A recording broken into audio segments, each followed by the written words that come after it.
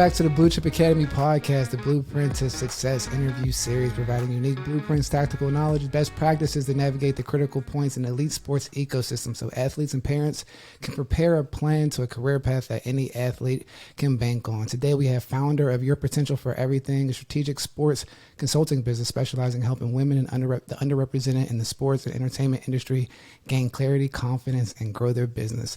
Let's welcome Alex Sinatra. How you doing? Hey, doing well. Thanks so much for having me. Oh, no, not a problem. Not a problem. It's just, it's a transitioning time in the college ecosystem and the sports. So try to have the people that are in the forefront, doing some pretty amazing things, whether it's, your consulting business and putting together a curriculum at Texas A&M and teaching it with a current NFL football player in Trayveon Williams. So we can just dive in. Before we dive into that a little bit, just talk about a little bit of your background, sports background a little bit. Yeah, definitely. Everyone in my family was an athlete, either professionally or in college.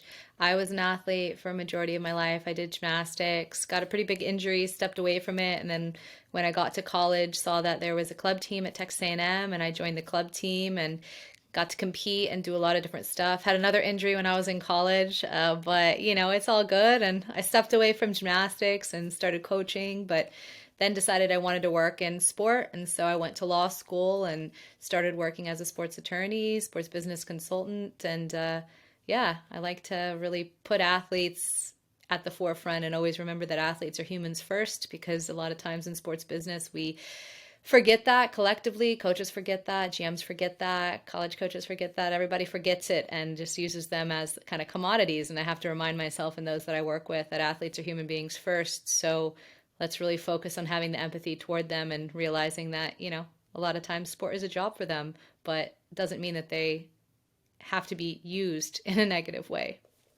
That's a very great point. And you definitely say that once you work in sports, right? Or just how fans, use sports as entertainment. It's the structure of the game. When you talk about that, we just jump back a little bit. When you talk about being a former gymnast coming up, where did that fit into like your high school or just your development as an athlete and growing up and wanting to work in sports per se? Yeah, so gymnastics taught me a lot of great skills. Being an athlete in general teaches you really phenomenal skills. Being able to organize your time, understand authority, understand respecting yourself, time management, all of those sorts of things. And gymnastics is a sport that can help you be successful in tons of other sports as well. So when I got injured in gymnastics, I had to take a lot of time off from doing really anything active at all. I fractured my spine, so I was not able to lift things. I wasn't able to turn. I had to really, really temp down the type of activity that I had, which was really difficult because I was in the gym for, 40 hours a week. Sometimes I got homeschooled for part of the time. Like I was really, I was USAG. I was competing at a high level, had the track to try to, make the national team, things like that. Those were some of the goals that I had. And when I got injured, right, it was right before high school. And so I entered into high school without my sport, which kind of felt like I was stripped of my identity. But I joined other sports teams because I was a gymnast, so I could do really anything. I could jump really high. I could run really fast. I had really great arm strength. So I did volleyball, I did track and field, I did hurdles, and I did cross country, which I hated because gymnasts have a whole lot of strengths, but super long endurance is not necessarily like our biggest strength. So I got to try a lot of different sports and realized that I loved that ecosystem, and that eventually, since I wasn't able to be a competitive athlete or a professional athlete or a national team athlete, then I definitely wanted to somehow stay in sport. And that was instilled in me when I was in undergraduate as well. I saw a lot of my friends going into the pros, and I realized that they didn't have great representation. So I wanted to somehow help them and decided to go to law school. That's amazing to hear, because you hear that a lot when there's just friends of athletes that want to work in the business or kind of jump on if their friend becomes an athlete. But you had a pretty elite perspective on sports coming through. If you're going to, you were homeschooled most of the time. I was homeschooled for part of it, not all of it, but yeah. And then when I was in middle school and part of high school, I would leave school early to go to practices and things like that. So yeah. That's very fascinating to me, because we always talk about here is like using sports as a catalyst to a career that you can bank on, and just taking it serious at a young age, right? And to the extent of recognizing sport as a business, and sometimes different sports like a tennis or being a gymnast kind of shape the realities of the business at a very young age, right? When you're talking about putting in 40 hours a week as a as a middle school athlete, right, and then getting hurt and having that transition of finding your identity, a lot of people don't really witness that or go through it until they're transitioning jobs later in their careers, or sometimes it happens to athletes when they're transitioning off of the sport. So I think that's very unique that you have that perspective and stepping away and seeing that the void that's needed and having great representation. And there's not really a voice to teach people how to be, the champion of an athlete or a service provider from a standpoint of being an agent and just the new world of NIL. Now, high school kids can get approached with opportunities to make money or just opportunities, prizes, whatever you want to call it, and just having the right guidance around that. So that's very interesting and unique to have. So when we talk about just the NIL space nowadays, where would you say your potential for everything fits into that space? Definitely. So it fits in a few different ways. So there's a few different things that I'm doing within the NIL ecosystem. And one is I'm building out a program at the main campus at Texas A&M University, and we're building a program called Amplify U in connection with the Mays Business School. And we're creating this program that we're able to educate the college athletes there on a variety of different topics, from NIL law to contract drafting and negotiation to marketing to sales skills. And at the end of the program, they get a credit from Mays Business School as having attended a class there. So they get that on their transcript. And there's a couple different portions of it. One is kind of individually building your own brand and business. And then there's a segment camp that's associated with it that is more of a team building, trying to prepare yourself to be a leader in the business world as well. So I'm helping build that. We had our first cohort in March of this year. It was really exciting. So I'm helping build that out. I'm also one of the teachers there. I'm one of the co-founders, if you will, of that program. And then from the athlete advocacy side, the agent side, the attorney side, I'm going to be teaching a program in the spring of 2023 around name, image, and likeness law and athlete advocacy, how best to be an advocate to athletes, not only in college, but pro athletes as well, and eventually high school athletes. In the state of Texas, high school athletes cannot monetize their name, image, and likeness, but I believe that that'll be changing pretty soon. However, there are states in the United States where high school athletes can monetize before college. So we're teaching these future advocates, whether they're going to be in NCAA compliance departments or at NCAA headquarters, or if they're going to be individual attorneys for athletes, or they're going to be attorneys for universities, or whatever it might be, how to make sure that athletes are at the forefront of what they do and the skills necessary in order to work in the name, image, and likeness sponsorship sports law space as well. And I'm going to be teaching that, like you said, with a current NFL player from Texas A&M University. He currently plays for the Bengals, Trayveon Williams, and he's going to be bringing in the player perspective, because as much as I can understand what athletes are going through, I haven't been an NFL player. I haven't played Division I college football at a major university, right? So I can't really say this is what I need from an advocate. I can say this is what I believe athletes need based upon the conversations I've had with them, but he is going to come in and say, this is what I need, or this is what I don't need, or this is how I like to be treated, or this is the information that my teammates and I need, so that we can get it directly from the source instead of just theorizing what these athletes might want or need. That's really powerful to make the athlete, not the voice of reason, but the expert voice in the room when you're talking about teaching the next service providers along with yourself with the legal background, but also bringing an active NFL player that's been at that school to kind of help go along and sharpen the material, I think is extremely powerful moving forward. Because like what you said, athletes are people, right? And seeing them in that light where they're being able to get a chance to teach something that's very pivotal in their career is extremely important. So when you talk about a current NFL, like where did the idea of a current player come into helping teach the class? Was that something that was your idea, the school's idea? Like where did that come from? Because that is pretty innovative. So it was really my idea that kind of had a catalyst from the dean of the law school. So I always am trying to put athletes at the center of what I do, right? I want people to recognize that the quote unquote dumb jock stereotype is played out, right? These Right. athletes are educated beyond the classroom. Maybe they didn't graduate from university. Maybe they didn't graduate even from, college in some situation. They didn't do some of these things, but education in a formal sense is not the only way to be intelligent in what you're doing, right?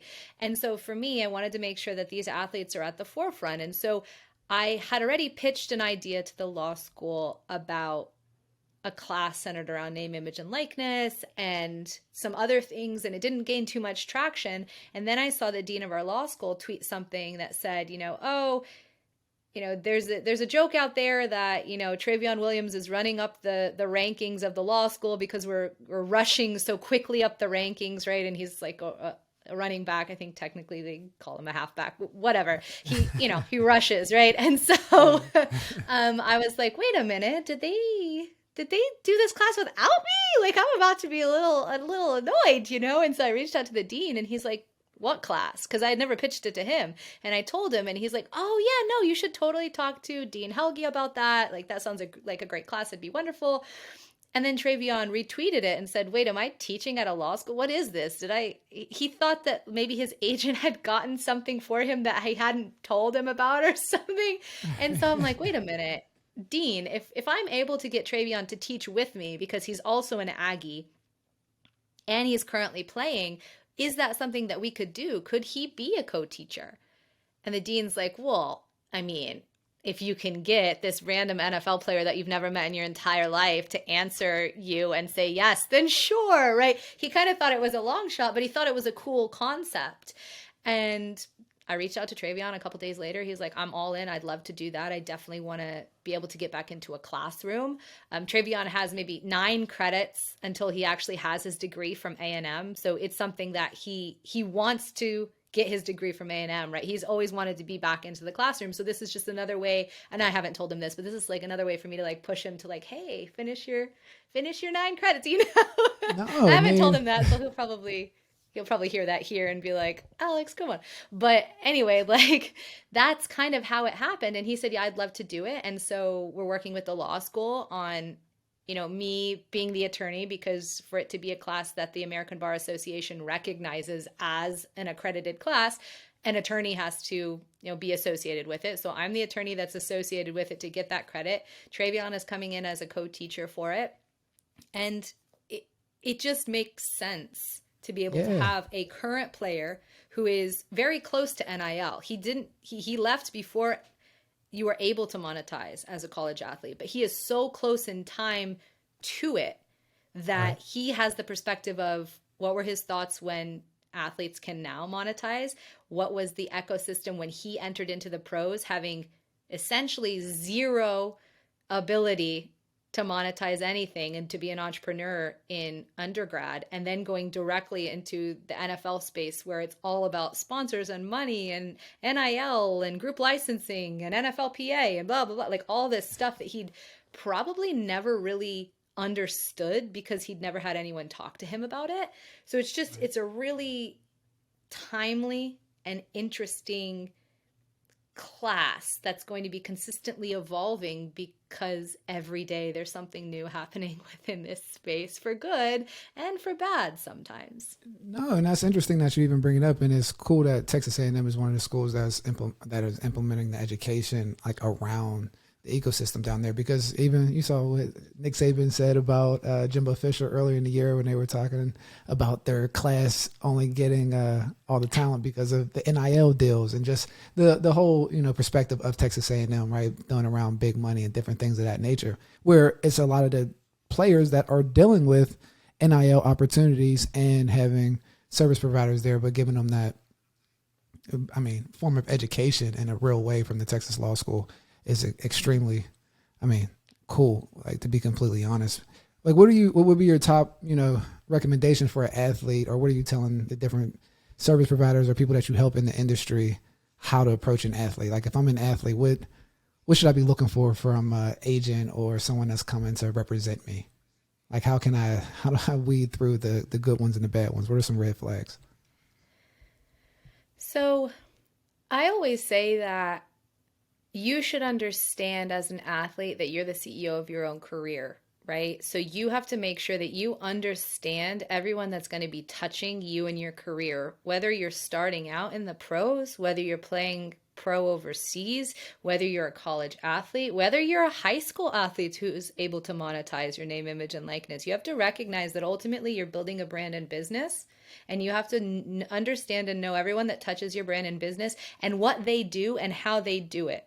So if you're going to hire someone to do all of your marketing, you first need to understand how much time marketing takes. You need to understand how to do it yourself so that you're not going to be lied to or gouged out of the money. If you know that it takes 2 hours to record, upload, edit, tweak the sound, and then push out a podcast episode, if you know it takes you 2 hours and you're hiring a professional who tells you it's going to take 6, that's a red flag, right? Because if you, as a non-trained professional, can do it in 2 hours and this person is telling you it's going to take 3 times that, that's a red flag. They're trying to gouge you out of your money, right?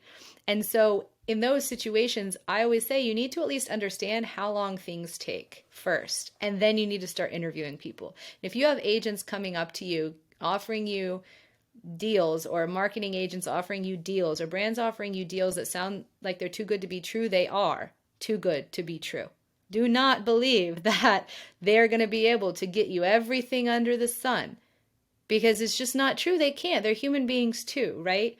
And they can have the best connections in the world, but they cannot promise that you will get XYZ. It's just, they can't promise that, right? They could Right. say, in the past, my clients have gotten XYZ and I've negotiated contracts for XYZ. But if they're promising that they can do something, number one, that might actually be breaking some laws in your state. If they're advertising their services in that way, it might be a deceptive trade practice. So really watch out. But again, nobody can promise anything. You can say, this is what I've done in the past. Every situation is different, right? So Yeah. that's something you need to be aware of. You need to really listen to what these people are saying and do your research on it. If you know that there are 6 other people that are represented by this person, talk to those people and say, what is your experience with this person? Good, bad, ugly. If people used to be represented by that person and are no longer represented by that person, reach out to them first, right? And then Yeah. have the strong and sometimes uncomfortable conversations with those people, with people you trust around you, right? Right. Because sometimes the people you trust around you, your mom, your dad, your cousin, your auntie, are going to be like, but hold on a second. My question is, right? And you're too scared to ask that because it's just, you feel like you're going to be rude or disrespectful. But if the person is a true professional on the other side, they're going to say, thanks so much for bringing that up. That is something I wanted to talk with you about. They're not going to shy away from the tough conversations.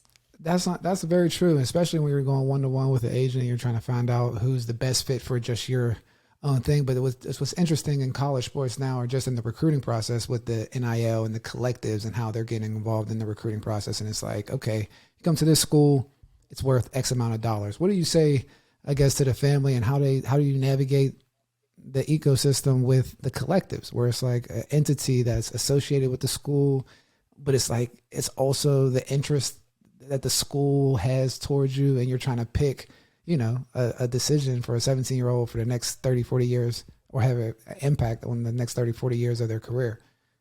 How is that? How do you feel about the collectives in the space?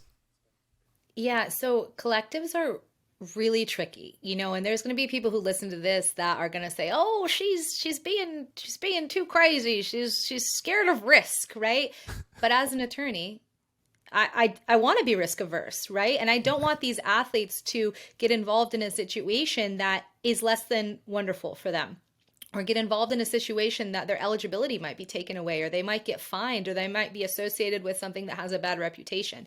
So for me, these collectives, there are some collectives that are doing things, completely within the rules. The rules are a little ambiguous right now, right? So I'm all for the working within the rules framework, even if the rules framework is ambiguous. However, the NCAA is starting to crack down on this. And not only is the NCAA, but some state legislators are cracking down on collectives and how they work in each state. And some congressional members in the federal government are starting to take notice of these collectives and the work that they're doing. So while it may be working within the framework of what the NCAA has said that they can do, it might not actually be working within the framework of the law, both at a state and federal level. Some collectives are forming as nonprofits. However, their charitable purpose may or may not be being fulfilled. Because if you're getting some sort of deal from a collective and they're a charity, then there needs to be some very concrete facts in how they're using that money to support their charitable purpose. And is it truly a charitable purpose or not?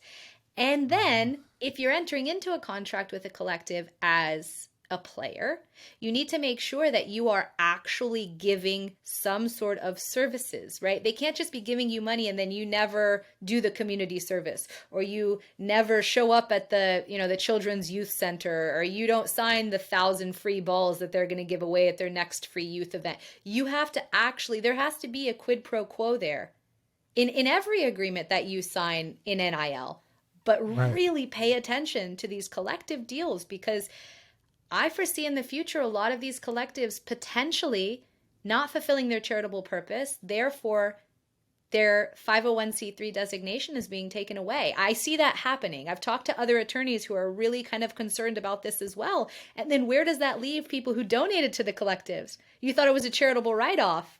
It's not a charitable write-off. Now you have to pay taxes on that. I mean, there's so many additional things that could potentially be bad for the athlete. So be very wary when you're entering into any of these NIL deals, especially when you're entering into deals with collectives, because some of these collectives might also be considered operating with boosters. And then boosters are not supposed to be dealing with these college athletes and giving out money. There's so much gray here that could instantly turn into black and white with the NCAA.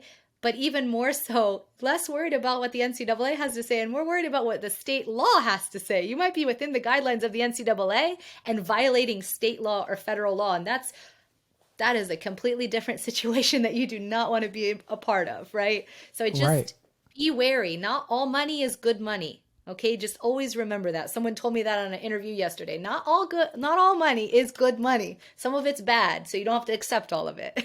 That's extremely true. So you guys listening, like Alex said, not all money is good money. And with that being said, because you're talking about a lot of agreements, right? From athletes in college to high school, looking at agreements and different things of that nature. The letter of intent, like this piece of paper that all these players are now signing to go to these schools with the different media rights deals. They're signing deals to collectives at the same age. When do you think there's going to be some flexibility where players are going to start having a chance to bring yourself in as an attorney and look at the letter of intent and start negotiating that? Like before you go to the school, like what's involved in the actual scholarship and things of that nature? I mean, I think that that's probably happening. I think that that's probably already something that's happening right now.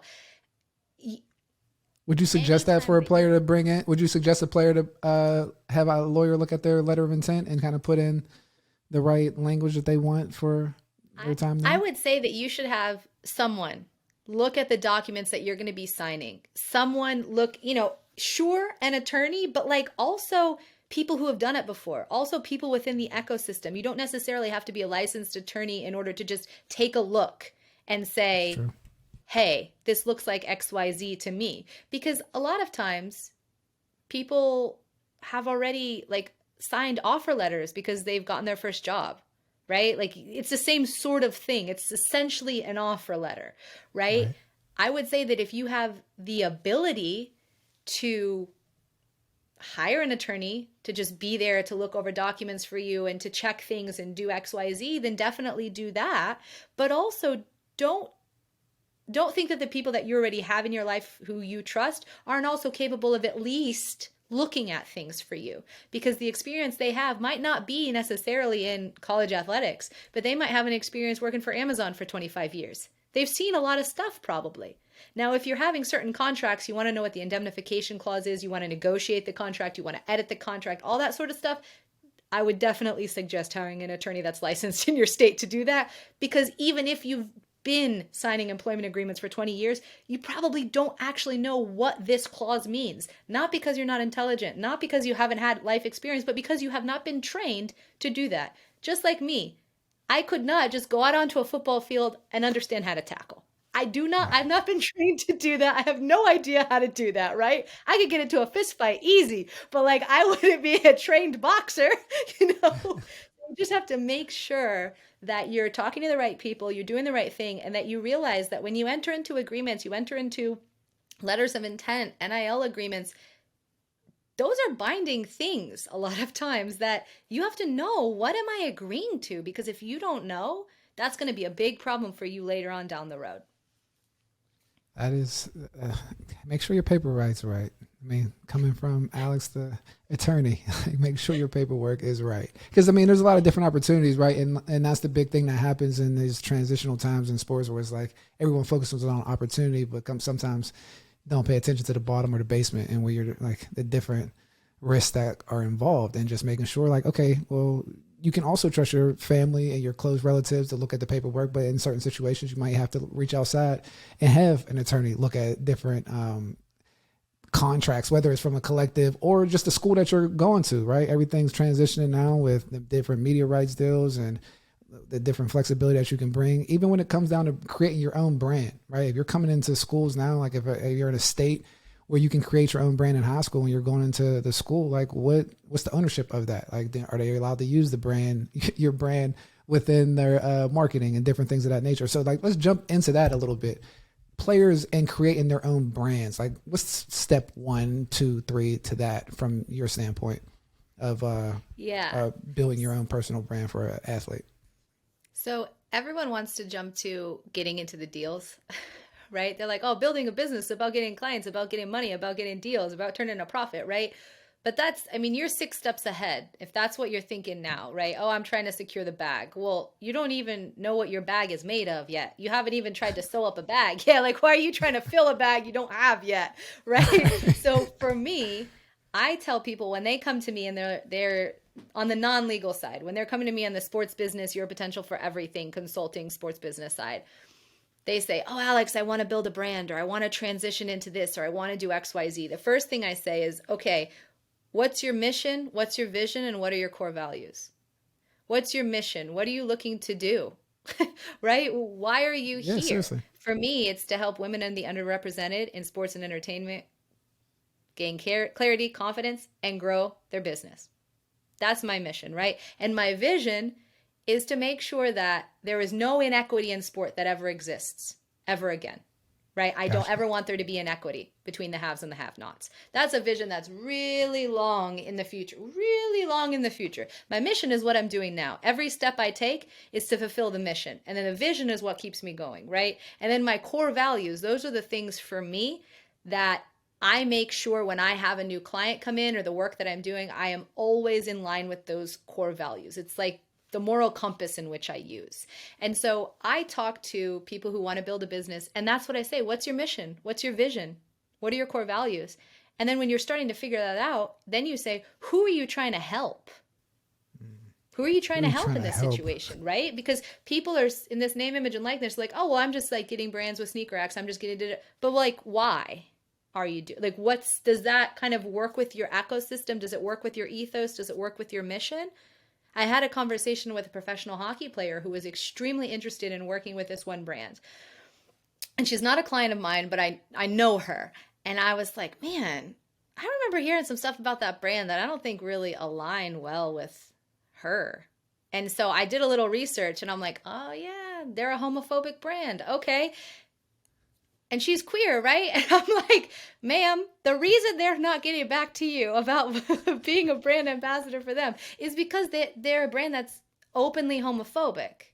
Right. So they don't align. Does that, and I said to her, does that really align with what you're trying to do? And she's like, well, it doesn't. I said, so then drop it. Don't try with that brand anymore, right? Because if it's not in line with who you are as a person and what your mission is as a human being and what your mission is and the work you want to do, and the people you're trying to help, then it's not going to be a good fit. Even if they sign you to a brand deal, it's going to be a terrible brand deal. You're going to make deliverables that are awful. The brand is going to be unhappy. It's going to damage your reputation, right? So that's the sort of conversations I have at the very beginning when people come to me. What are you trying to do? Who are you trying to do it for? Why do you want to do it? Because they don't ask those questions usually. Yeah, it's like that through that true authentic curation process when you're building a brand, like coming from like whether it's league operations or a personnel background, and you talk about dual lane branding, kind of go from obviously who the person is, but kind of their personality and their true existence between the lines. Like, all right, what is your brand and how does that translate off the field, and kind of having those two things combust once you play well, right? But having a true understanding of who you are to build your brand, like who are you trying to serve? Because like, I mean, we had a previous guest when we talked about NIL, Daniel Polt, and he was just talking about, NILs, everything's focused on me. Like, all right, get my name out there, get views, get these deals. But there's like a unique opportunity where you can fill voids and have an opportunity to be an entrepreneur within an ecosystem where you're like all visibility is on you, right? Like you got like the quarterback at Penn State, shout out to Sean Clifford, where he started, his own NIL firm while he's the starting quarterback at Penn State. You know what I mean? Just taking those different opportunities and building it and, being a service provider. Like where can you lend your special sauce to the situation? So I think that's a very, unique and great point to make about everything that's going on. Yeah, it's who you are on and off the field of play. Because, for instance, there's a professional soccer player and she plays for OL Reign. Her name is Fallon, and she's, I believe, a marine biologist by like training, and she is also a professional soccer player.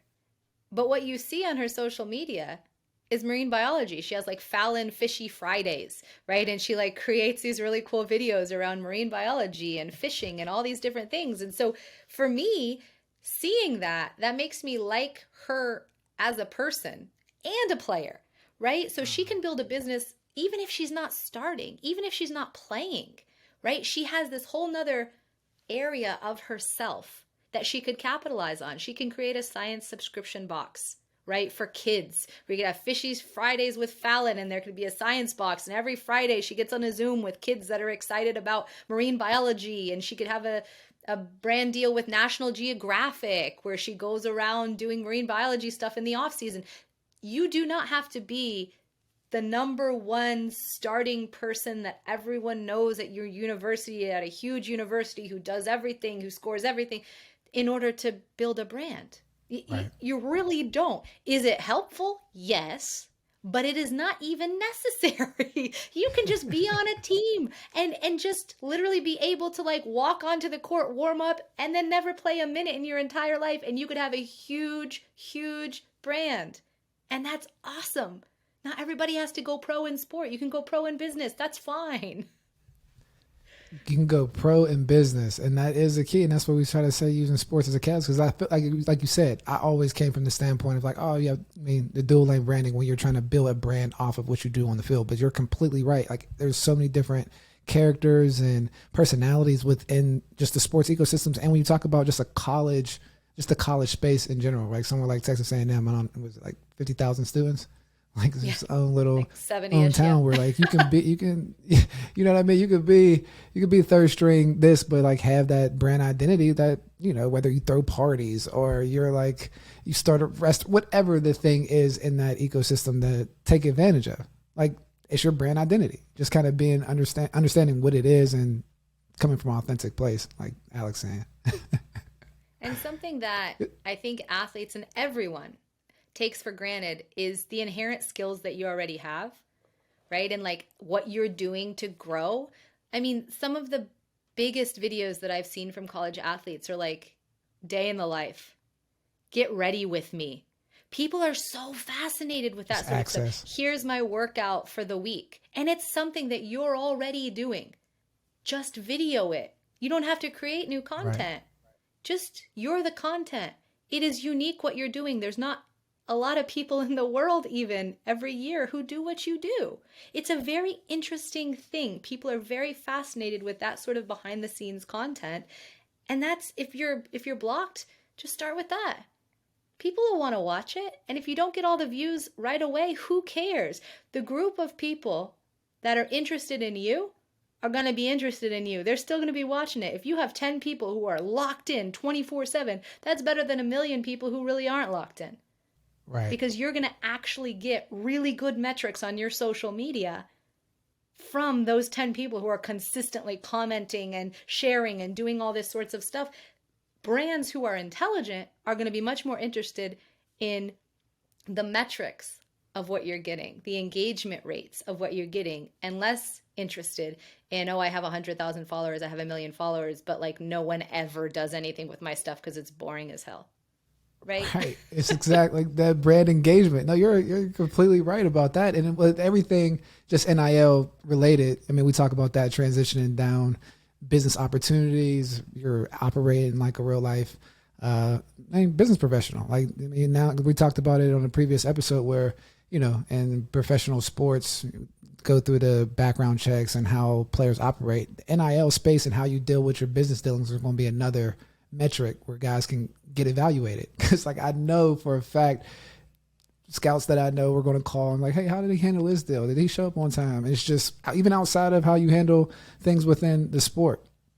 So I'm like saying that to say, what if I'm an athlete and I have it all figured out that I want to be an attorney one day, working in the space, and now NIL is here? What kind of advice would you give to an athlete that can kind of accelerate that path on becoming an attorney while playing or just activating in this NIL space?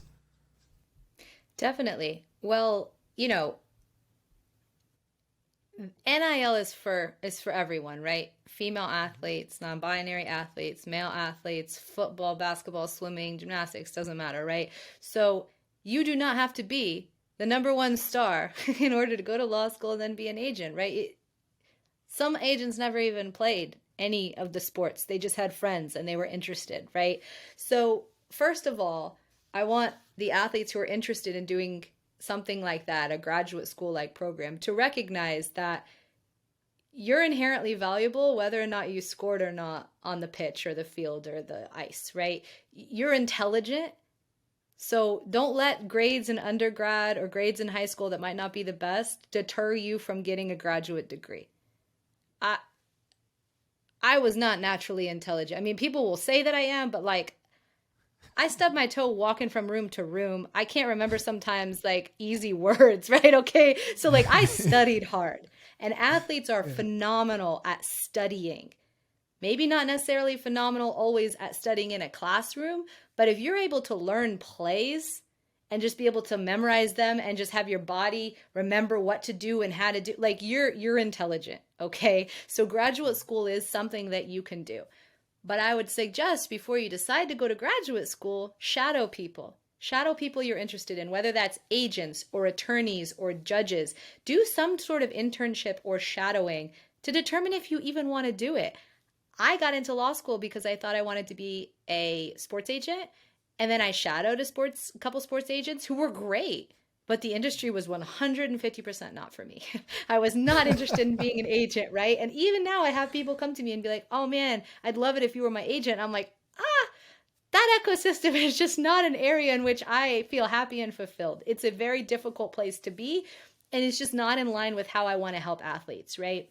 So I would suggest that before you commit or put the down payment on law school, or before you put the down payment on a graduate school, recognize that it might not be what you want to do. So definitely try to do the research in the background research first, and then make the determination. And if you can stay on and play a 5th year at university to get money to be able to go to a grad program and have the university pay for that graduate program, do it, man. Be a grad assistant. Try to get as much free money as possible, because Lord knows they're making a ton of money off of you. So they owe you as much money as they can pay you to stay in school, okay? That's a great point, and tactical steps to be able to make that transition smooth and just accelerate the process. And what would you say like would be a good, from just your experience working as an attorney in the sports business world, what would be some personality traits for some athletes that might be listening and just like, maybe that's the route I need to go? They could just match up their natural personality traits to, just the law profession. To the law profession specifically? Like like law, sports law, whatever the case may be. Okay. Legal. Yeah. I would say that you really have to learn how to think outside the box as an attorney. You have to understand how to problem solve quickly and efficiently, and you have to be able to issue spot or pinpoint situations that other people might think aren't even a situation yet, but you can proactively say, I think that's could be a problem, and here's why. And you have to clearly articulate complex things into easily digestible chunks so that people can understand something extremely complex, but you break it down one, two, three, four.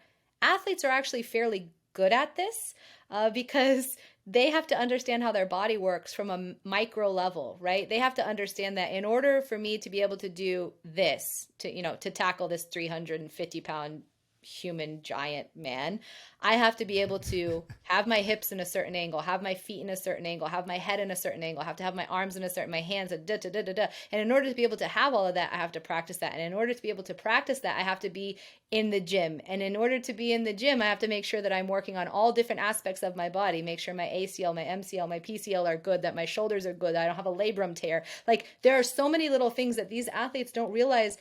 They are literally calculating every second of their existence without knowing they're calculating this, right? So tapping into that inherent ability to pinpoint those little issues and have a critical thinking skill toward solving a problem is just, you're going to be a step above everybody else that goes into law school because you already know how to harness your inherent ability to do those sorts of things. And you have to be able to fail consistently and not be downtrodden by that, because you might be the smartest person ever coming out of university and you go into law school, you're going to be surrounded by everyone else who is the smartest or hardest worker that ever came out of their university too. And then you're plopped back into a situation where you are essentially IQ zero.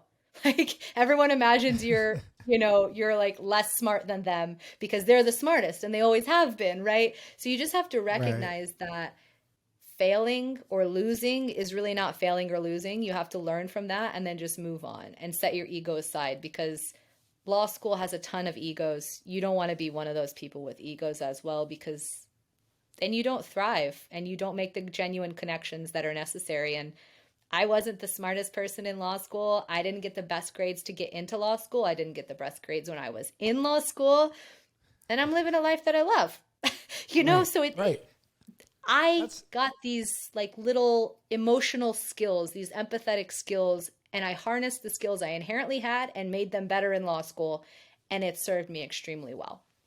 I'm very happy you said that, and that's like a lot of game that she just dropped for just, I mean, any athlete, whether it's a gymnast, tennis player, or just a football player going through and just trying to look for that next step and not really sure what it is and like where your skills pick up. We talk about going through the recruiting process, how you're continuously sharpening critical thinking skills. You're talking as a teenager to grown men about your future in sports. You're emotionally tied to this place, but you got to critically think about where you fit into this scheme or this depth chart and different things of that nature. You're always getting approached from different business ideas, whether you're an individual sport athlete.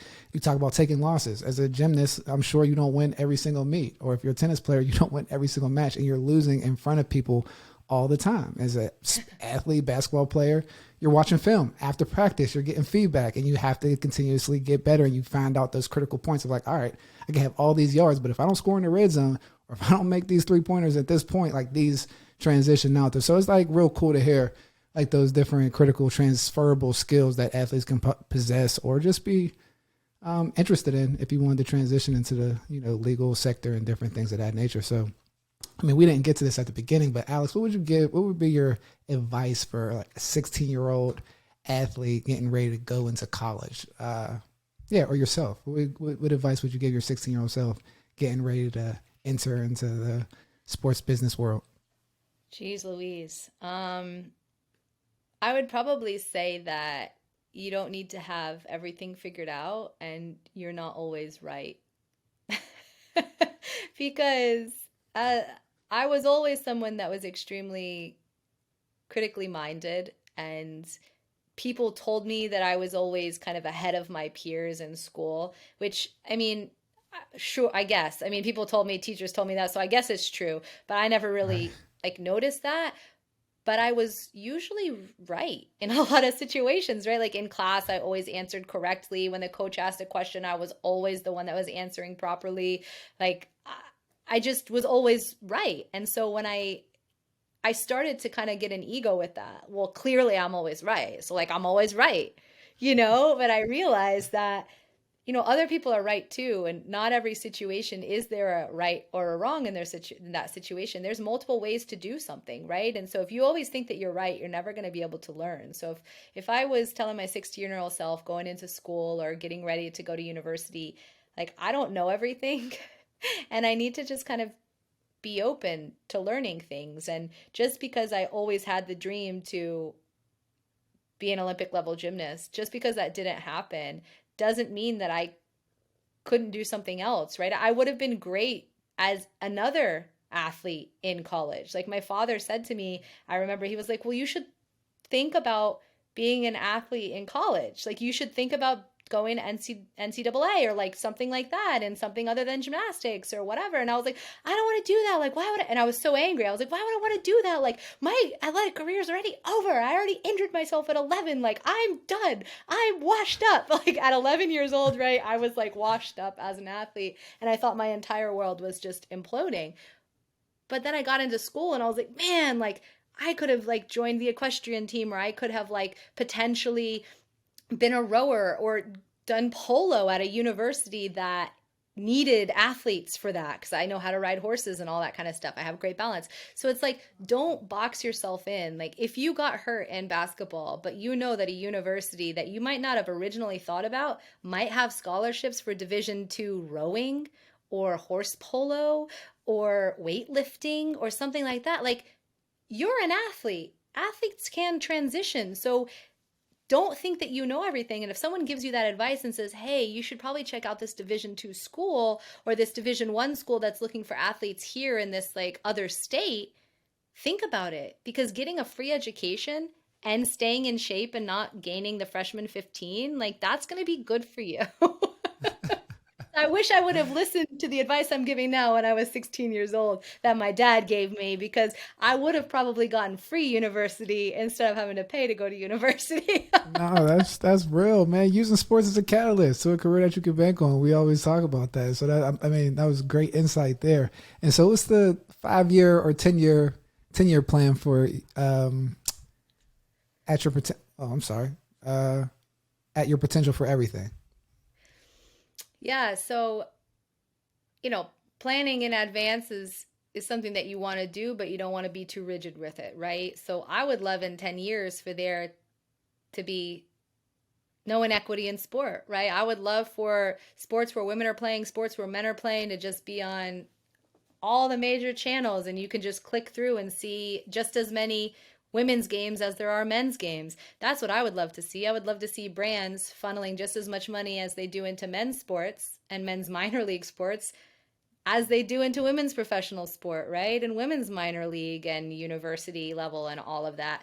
I want to see that. I want to see a time where female athletes are not being taken from their governing bodies or taken from their countries and hidden or exploited or killed because they don't wear a hijab when they're competing or they speak out against abuse. I don't want to see there have another abuse scandal in the NWSL. I want to see the terrible people get out of sport that are not supposed to be here, who are enabling abuse. So in 10 years, that is like the vision there, is that no inequity exists, that women can just play sport and we're good and people admire us and they're excited about it.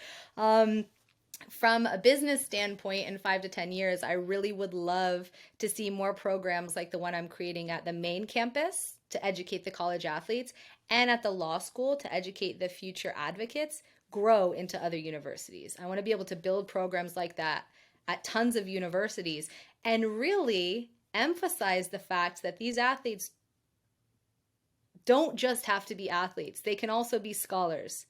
You can also be a scholar, right?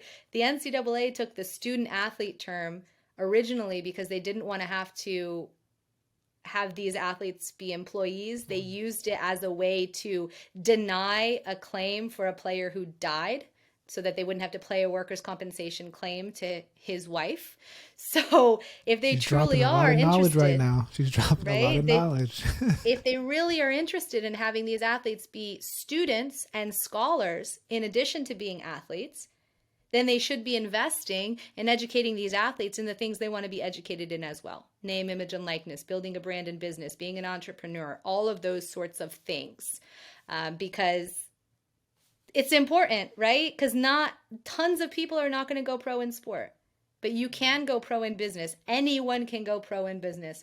So utilize the resources that your university has. If you're listening and you want a resource program like the one I'm creating or the one that, you're creating when you're the work that you're doing, reach out. Let's build something like that for your university because you deserve it. You should be able to have the ability to do that. Just like all of your peers who are not athletes, they can build brands and businesses, and they've been able to do that since the inception of time.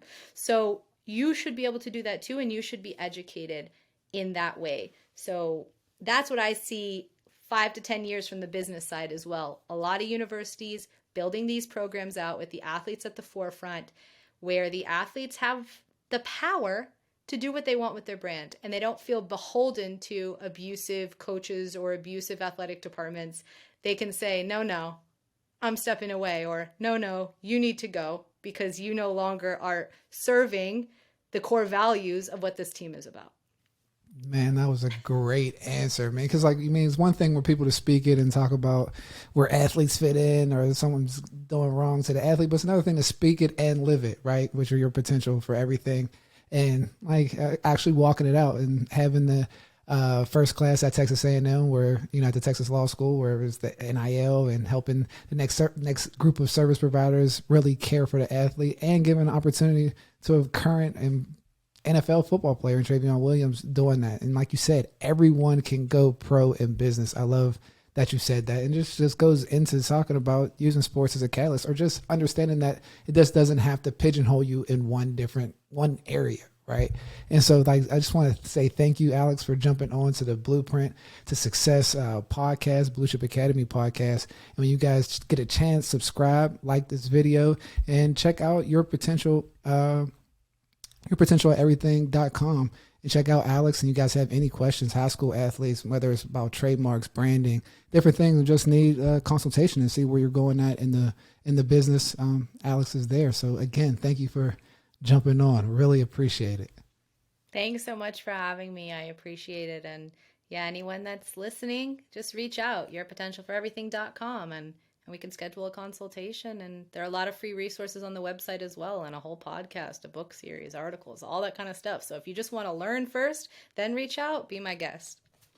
And one thing before we jump off, you said something that was really important. Is that when you recognize that you don't know, if you can acknowledge that you don't know everything and just open to that growth. One of my friends, EJ Bartley, was on the show, but just in the personnel departments and talent acquisition, it's always said that the best people in that industry are always the ones that acknowledge when they had their misses, or when they're wrong, because standing on knowing everything and just in this ever flowing industry, it's not a competitive advantage, but being able to work in a team and understanding the different points and that Alex was speaking about is just very important. And she hit on some very, very key points. And being empowered as an athlete is having the resources to be educated. So with the class that she's forming at Texas A&M, hope to see those things move forward. And when she talks about the inequities in sports, I have a daughter that plays tennis, and I hope to see that as well. So continue to move forward. And thanks again for all the work that you're doing in the sports ecosystem, because that's what we need.